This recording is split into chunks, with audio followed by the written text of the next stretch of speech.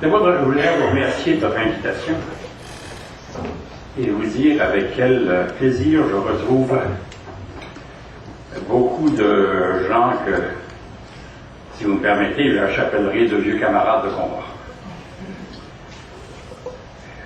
Beaucoup d'entre nous sommes actifs dans cette question de réaliser la souveraineté du Québec. Et c'est quand même un témoignage qu'on doit se donner, qu'on est toujours là, qu'on est toujours aussi convaincu. Mais c'est peut-être pas un témoignage qu'il faut se donner, que on est encore bien souvent mêlés.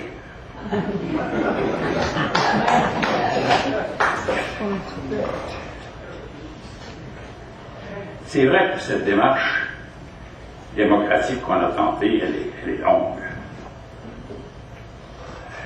Très longue.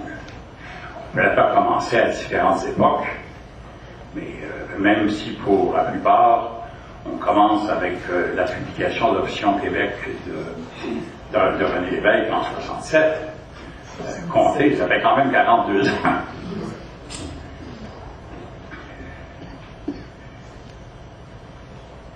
J'entends ce que vous dites aujourd'hui. Je comprends très bien là l'espèce de désir, de nécessité qu'on éprouve de trouver des endroits où on peut se retrouver, discuter, peut-être s'entendre sur certaines choses.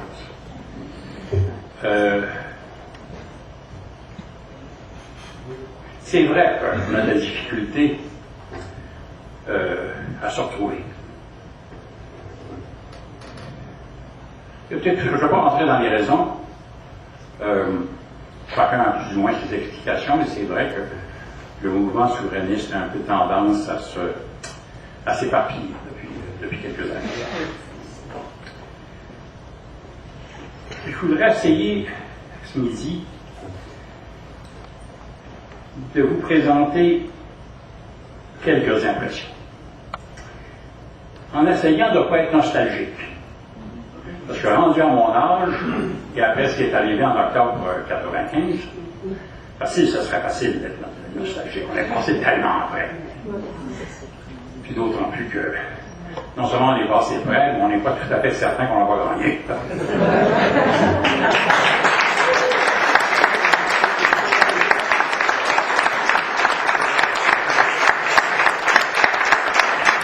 À 50 000 voix près,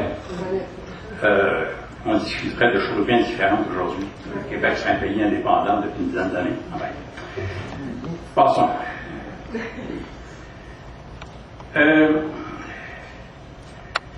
D'abord, on va essayer de faire le point là, de la situation. Où est-ce qu'on en est? Dernière élection à Québec, ça a commencé très, très mollo sur la souveraineté. Si vous regardez la plateforme électorale du Parti québécois de l'élection du mois de décembre, je vous assure qu'il n'y en a pas épais sur la souveraineté. C'est vraiment le minimum. Là. Et puis, la campagne commence et les dirigeants du Parti québécois rentrent dans des salles où tout le monde se lève en disant « on veut un pays, on veut un pays ». Ils sont un peu mal pris. Ça c'est vraiment un peu devant les journalistes de dire, parce que devant tout le monde qui dit on veut un pays, ben écoutez pas trop vite, on va pas. Alors la campagne s'est terminée pas mal plus souverainiste qu'elle avait commencé. Du côté du Bloc, en campagne électorale fédérale, la presse unanime disant le Bloc va se faire laver. Puis on avançait. Moins il y avait d'eau. Puis l'air de se renforcer. Si bien qu'une fois qu'on a tout dit ça, on se retrouve à l'heure actuelle avec la moitié des députés fédéraux et québécois représentants du Québec qui sont souverainistes. La moitié. C'est élémentaire, mon cher Watson, mais c'est... J'ai jamais vu ça. Ça représente une force potentielle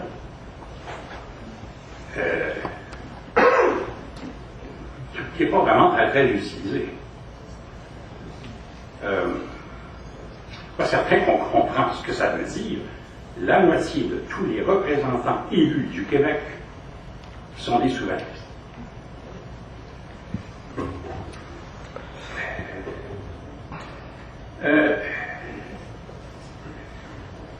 En même temps que ce phénomène-là se produit, tout le monde est convaincu, et de temps à autre, il y a un sondage pour le démontrer, que l'appui à l'option baisse.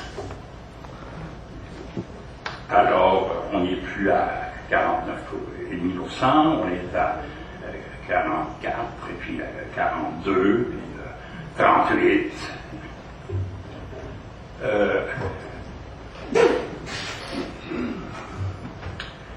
Et tout le monde se dit, il faudrait que je faire fonder ça.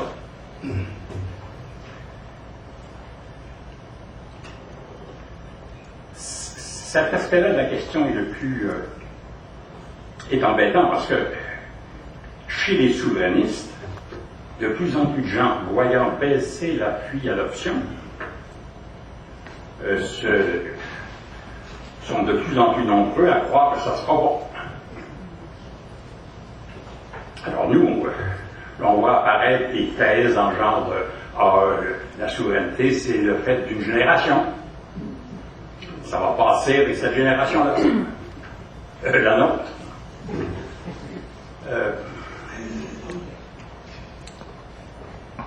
Alors ça crée une sorte de morosité et de grande hésitation chez les partis politiques.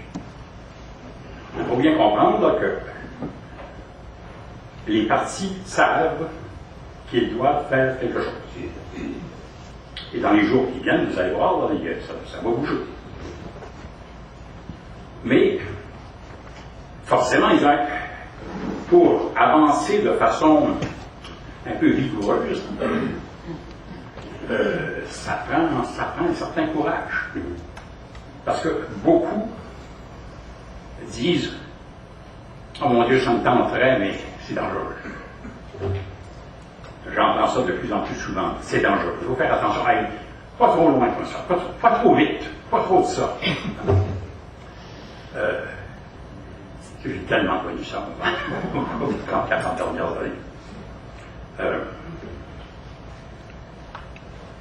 J'en étais dans cet état d'esprit quand j'apprends qu'un sondage du Bloc a été fait, pas sur les intentions de vote, mais sur les idées que les gens ont à l'égard de la souveraineté. Ça n'a pas circulé. J'ai demandé qu'on m'en envoie un exemplaire. Ils m'ont envoyé un PowerPoint qui a vidé toute l'encre dans ma machine.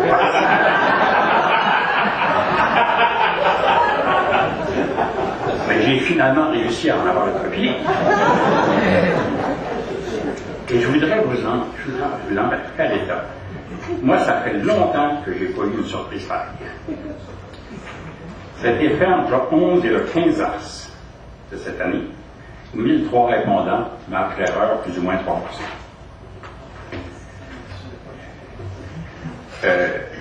Soyez patients parce qu'il faut que je tourne les feuilles en avant. Alors,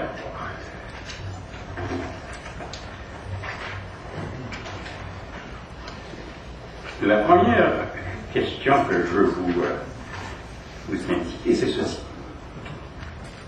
Est-ce que vous pensez que le Québec devienne un pays indépendant? C'est la question idéale. Simple, claire. C'est même pas la souveraineté, c'est l'indépendance, le mot qui faisait avoir tellement peur dans le temps. Pour l'ensemble du Québec, favorable, 49,2%. Chez les francophones, 56,3%.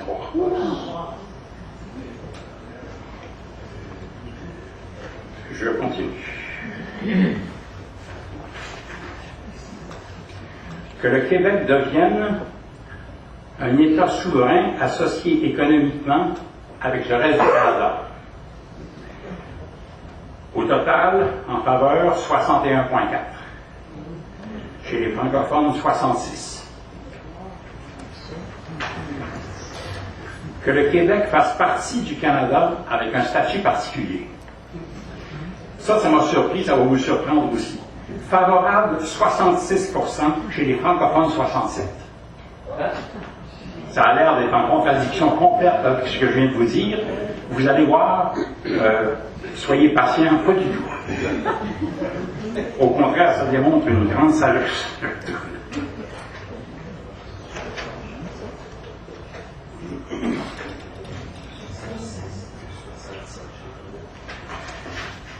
Que le Québec fasse partie du Canada sans statut particulier.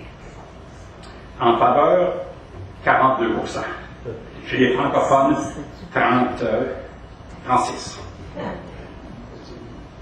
Extraordinaire, non?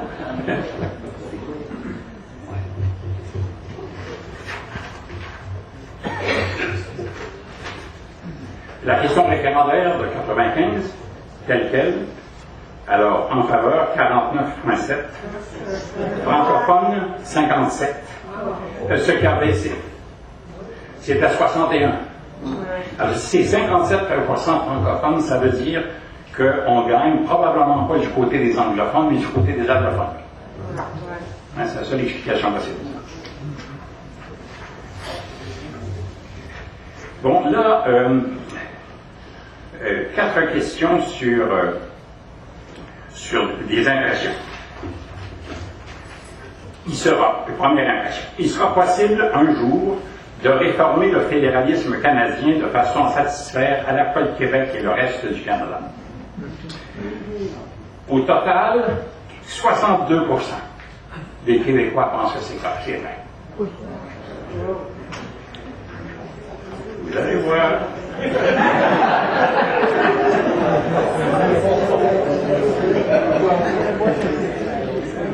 Le Québec a le droit de se séparer du Canada. Au total, 60,9. Chez les francophones, 68%.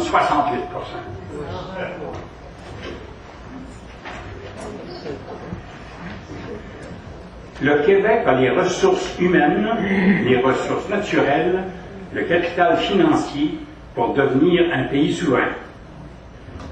Au global, 59,9, en pratique 60%, chez les francophones, 65%. Regardez bien.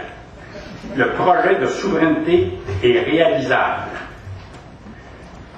Au total, 56,6 et chez les francophones, 62,4. Pense que le projet de souveraineté est réalisable.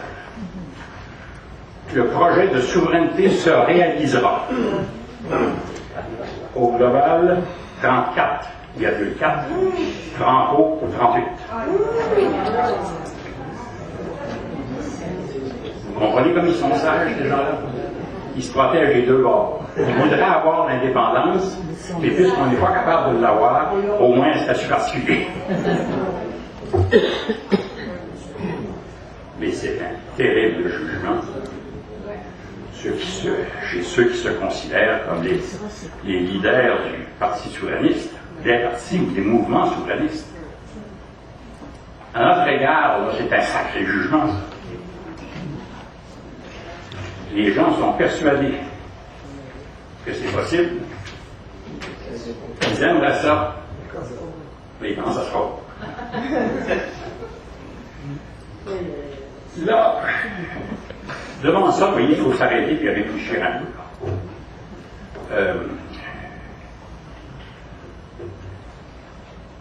Nous qui pensons là appartenir à l'élite des souverainistes,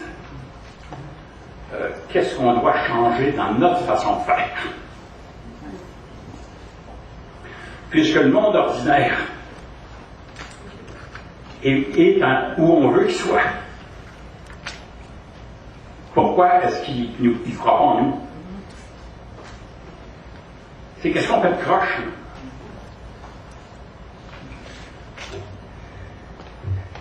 Alors, dans ce sens-là, on ne peut pas chercher un painkiller, on ne peut pas chercher juste le geste qui va tout à coup. Ça va demander beaucoup de changements. Beaucoup de changements. Dans le sens de certaines choses qu'on a déjà faites, et dans le sens de choses qu'on n'a jamais faites. Devant ça, il faut avoir l'esprit très, très ouvert. Hein, puis on peut pas, et puis je pense qu'on doit tous être très humbles par rapport à ces chiffres-là. Tous autant que nous sommes. C'est pas parce qu'on a une divergence sur telle affaire, puis une divergence sur telle autre. On a c'est pas seulement un examen de conscience, c'est pas prendre une résolution, c'est pour parler en termes d'autrefois. C'est se monter un programme de travail. Un programme qui est entièrement tourné vers les gens. Et ça ne peut pas être trop compliqué.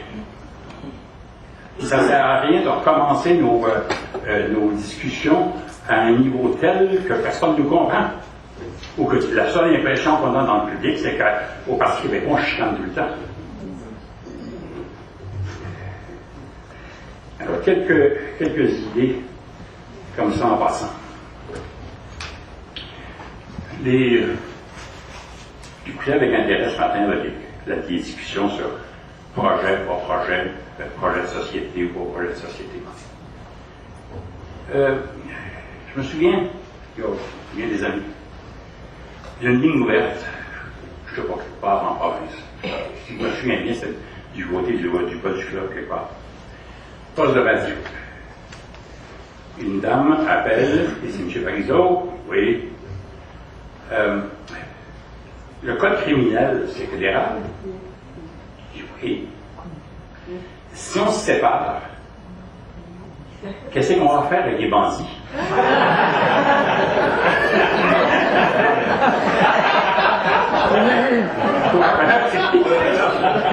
Faut répondre. Elle va voter, elle. Si ça t'empêche, cette question-là, elle va être la bonne réponse. Alors, j'ai expliqué, je dis, oui, on va prendre le code criminel, qui est une loi fédérale, puis on va en faire, l'Assemblée nationale va en faire une loi du Québec. Comme ça, telle qu'elle va complet. Et puis, on changera au fur et à mesure, s'il y a des dispositions qui vont pas notre affaire, au fur et à mesure où le temps passera, on changera ce qu'on veut changer. Ah, c'est simple comme ça. Ah, ben merci beaucoup. C'est ça. On s'en sortira pas. On l'a bien fait, ce travail-là, jusqu'à maintenant. La peur, les chiffres. Mais on ne peut pas éviter de continuer et de continuer et de continuer. Il y a des chiffres extraordinaires sur les groupes d'âge dans ce sondage. Nous perdons, les souverainistes perdent du terrain chez les plus jeunes. Et en particulier, nous perdons 12% d'appui par rapport à 95 chez ceux qui ont aujourd'hui 35 à 45 ans. Ça, c'est les gens qui avaient 20 ans du jour du référendum, qui ont l'impression profonde de cette chaos. Ils ont décroché. Alors que notre situation s'améliore énormément chez les personnes âgées. On s'imagine que c'est autrefois, c'était le contraire. Là, à l'heure actuelle, chez ceux qui ont de 54 à 65 ans, l'appui a augmenté de 12%. Il augmente moins, mais substantiellement quand même chez les plus de 65 ans. Ce qui veut donc dire que ce travail, comment dire, de persuasion, d'explication, doit se continuer tout le temps. On ne peut pas se permettre d'être très, très, très fort au fur et à mesure où la population vieillit, d'avoir la situation inverse, puis de perdre tout notre monde chez les jeunes.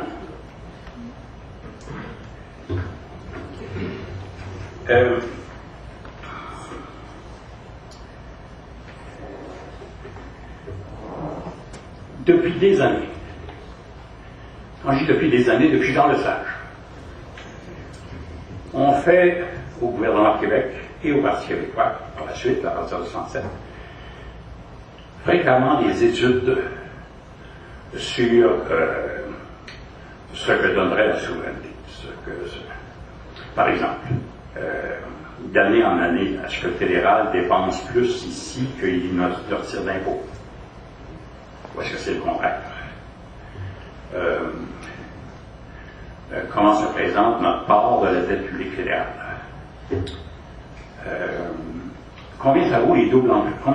À combien peut-on évaluer les doubles emplois, les chevauchements de programme? En 1995, on les a évalués à 3 milliards, hein, c'est pas rien. Il y a beaucoup de programmes qui chevauchent entre les deux gouvernements. Il y a des économies considérables à faire de ce côté-là. Mais il y a aussi toute espèce d'autres choses sur le plan juridique. Est-ce qu'il est vrai, comme disait Pierre Trudeau, que si le Canada peut péter, le Québec peut péter aussi? Est-ce que nos frontières sont menacées sur le plan juridique? Est-ce qu'il y a un droit de sécession par rapport au Québec? Il y a toute espèce d'études juridiques qui ont été faites sur ce plan-là. Les premières datant d'un professeur de l'Université de Montréal qui s'appelait Brassard en 1967. Un bouquin sur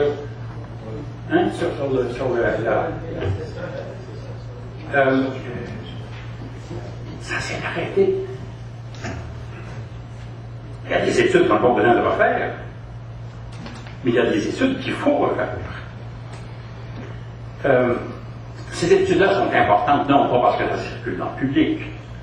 La plupart d'entre elles, parce qu'elles sont bonnes, parce qu'elles sont très techniques. Mais ça donne une assurance aux dirigeants. On n'est pas des irresponsables, mais on s'adresse à une foule. On ne peut pas dire n'importe quoi. Et si on a des bonnes études qui nous permettent d'affirmer une chose en sachant que c'est vrai, qu'on n'entraîne pas les gens dans une aventure, c'est important. N'oubliez jamais la décision de faire un référendum pour réaliser la souveraineté du Québec. C'est un homme ou une femme, un pouce et un bouton. Puis au fur et à mesure où le pouce se rapproche du bouton, il y en a qui n'ont pas quand. C'est une sacrée responsabilité. Alors, d'autre part, ces études-là permettent de se transformer en psychaléchisme. Qu'est-ce qu'on peut faire telle chose, qu'est-ce qui va arriver si quelque chose se produit, de façon à pouvoir parler au monde ordinaire, leur expliquer. Ça nous amène à qu'est-ce qu'on fait dans les prochaines années. C'est épatant. 3 ou 4 ans dans l'opposition. Je sais, j'en ai qu'à 5. Ça permet de réfléchir, ça permet de tout préparer.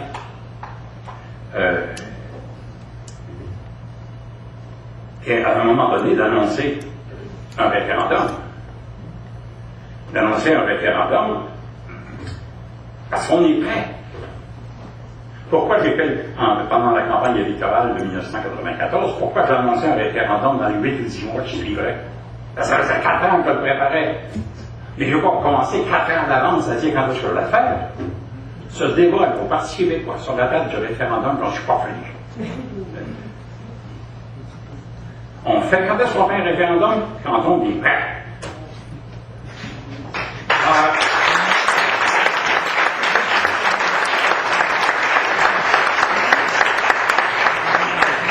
Mais quand on est prêt, vous le préparez. Et ça prend du temps.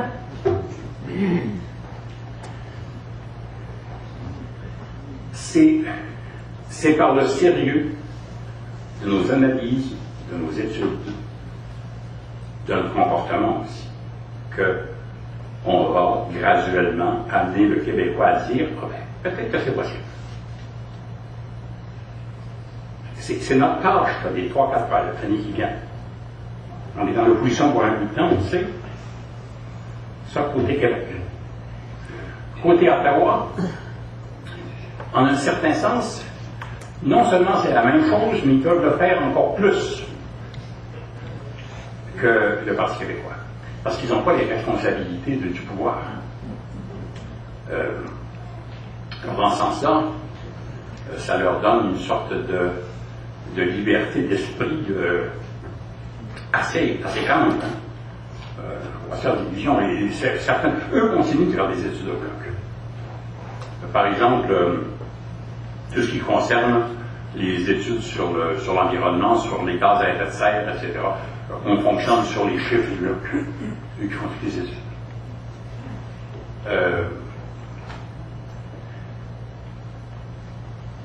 Et on arrive au rôle de la société civile, des autres groupes, des autres choses, des partis politiques.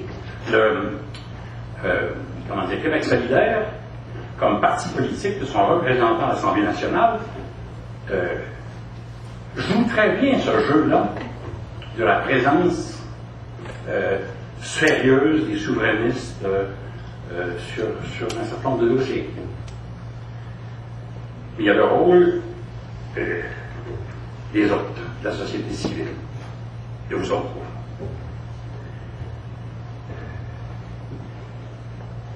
Ça ne va pas être facile de se débarrasser de problèmes. Je disais qu'il empoisonne l'atmosphère, ce serait trop. Hein? Mais vous savez qu'il mettons, rendre l'atmosphère très lourde depuis quelques années. Parce que c'est des débats qui ne sont pas terminés. On en a eu des échos sans fin.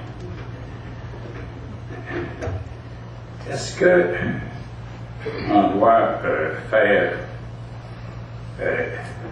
comment doit-on procéder pour réaliser l'indépendance du Québec? Il y a 3 façons. Pour le Québec, on va trouver du monde. 3 façons.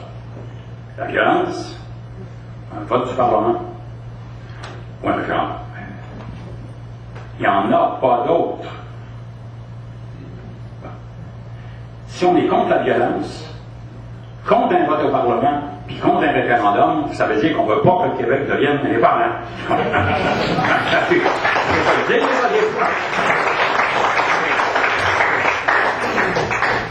C'est que vous cessez de tatouiner à un moment donné, il ne faut pas on va avoir honte de dire qu'on s'en va vers un référendum. Mais il n'y a pas de raison non plus d'avoir honte de dire on pense qu'une élection référendaire suffirait. Ce sont 2 thèses qui s'affrontent depuis très longtemps. Pour ne rien vous cacher, au congrès de 1974, ça fait donc 35 ans, je dirigeais, j'avais l'honneur de diriger ceux qui pensaient que le Québec étant entré dans la Confédération sur un vote de ses députés, doit en sortir sur un vote de ses députés. On a été battus. C'est pas, on a été battus. On a été battus 2 voix à 1 au Congrès. Et c'est là qu'on a accepté que ça se ferait par un référendum. Moi, je suis bon soldat. La démocratie a joué. Et non seulement je suis rentré dans le rang, j'en ai même fait un référendum. Là, avec largement, la plante a ranimé tout le débat. Je dois dire de façon tout à fait remarquable. Et je l'ai appuyé. Mais le congrès de 2005 du Parti québécois a décidé que ça ne serait pas ça. Ça ne se passerait pas comme ça, que ce serait un référendum. Bon. Je veux bien qu'on éternise le débat. Mais ça ne nous donne rien, ça. Hein, si on reprend le pouvoir dans 3-4 ans, puis préparer un référendum pour réaliser la souveraineté du Québec, une discussion comme celle-là, c'est tout à fait possible, c'est tout à fait démocratique, et c'est parfaitement stérile. Autre discussion qui n'est pas finie. Est-ce qu'on fait un référendum pour se retirer du Canada ou si on fait des référendums sectoriels? Un par un. Celui-là, je vous avoue, je ne sais pas comment il va tourner. Les référendums sectoriels, ça peut être, dans certaines circonstances, ça peut être très utile.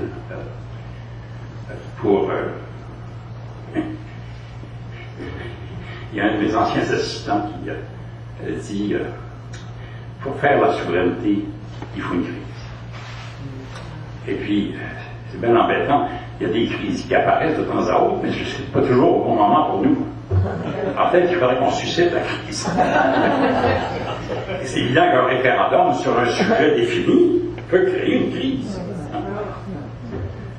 Il faut faire attention cependant avec ces référendums-là. On ne peut pas en avoir plusieurs à 85 millions de la chose.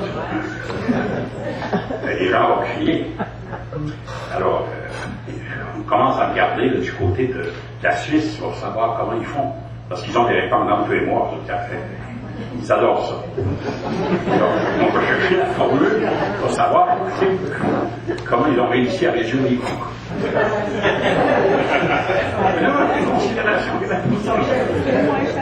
Mais en tout cas, le débat, on l'a vu ce matin, le débat il est en cours. C'est un débat intéressant. Lui, il n'est pas stérile. Le parti, il va y avoir le congrès des membres qui ont décidé que ce serait ça plutôt qu'autre chose.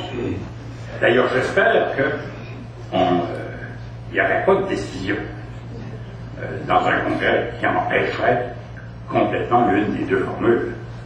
Encore, l'avenir, comme disait De Gaulle, l'avenir dure longtemps. Ça est mort. Mais c'est un débat intéressant. Il y a le débat sur ce que vous avez appelé, je crois, les États généraux ou la Convention de ce matin. Embêtant pour les partis politiques parce qu'ils ont l'impression qu'ils perdent le contrôle quand ils ouvrent ça. Ça a été mentionné d'ailleurs ce matin, à juste titre, hein, c'est pas une niaiserie ça. Et d'autre part, comme on sait qu'on est en face de journalistes qui ne sont pas nécessairement, ou de journaux qui ne sont pas nécessairement convaincus de notre juste cause, ils se servent de ces choses-là, comme on le voit souvent.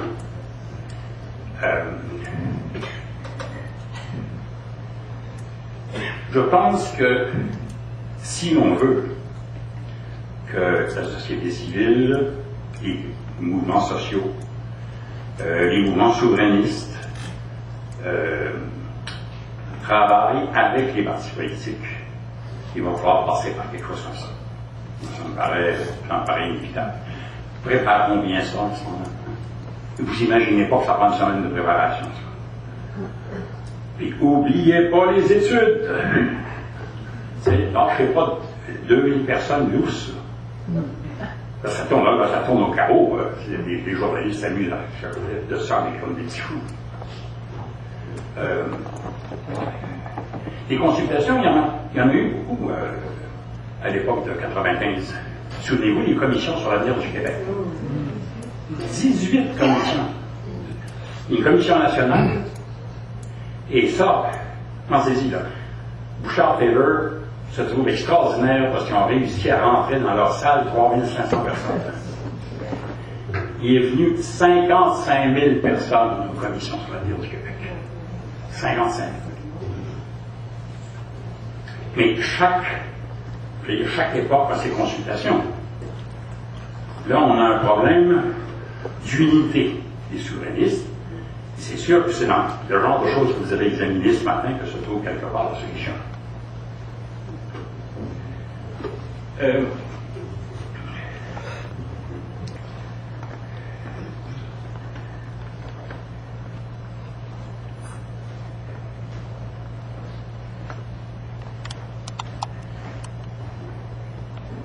Quelques mots sur l'orientation sociale du Parti québécois. Ça aussi, c'est un débat qui n'est pas vraiment réglé.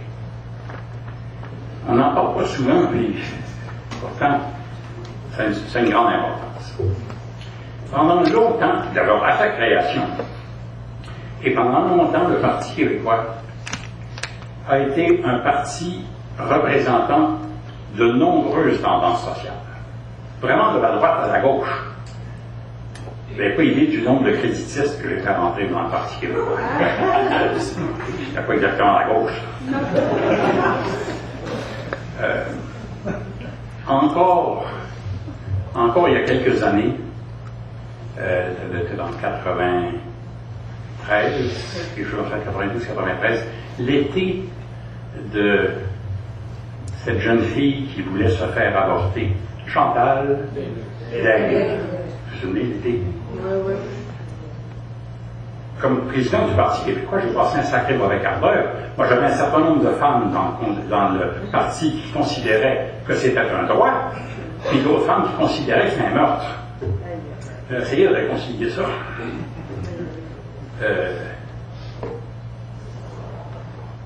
Le Parti québécois, par définition, s'il veut rassembler beaucoup de gens, rassemble beaucoup d'opinions qui ne sont pas nécessairement toutes compatibles.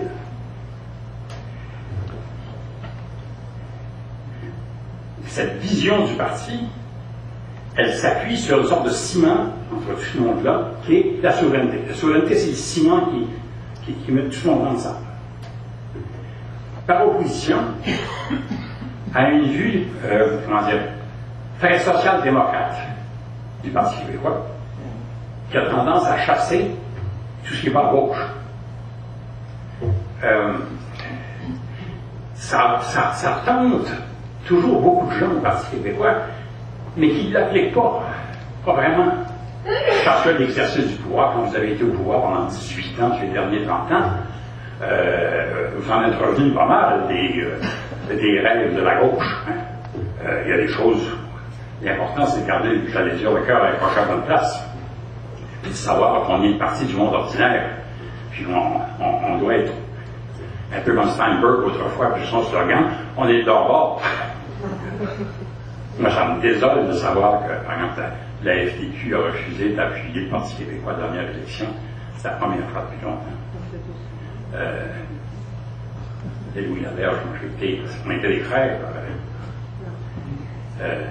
C'est désolant de savoir que ça tourne comme ça tourne, la FTQ, il y a des choses à régler. Mais, alors, comment on combine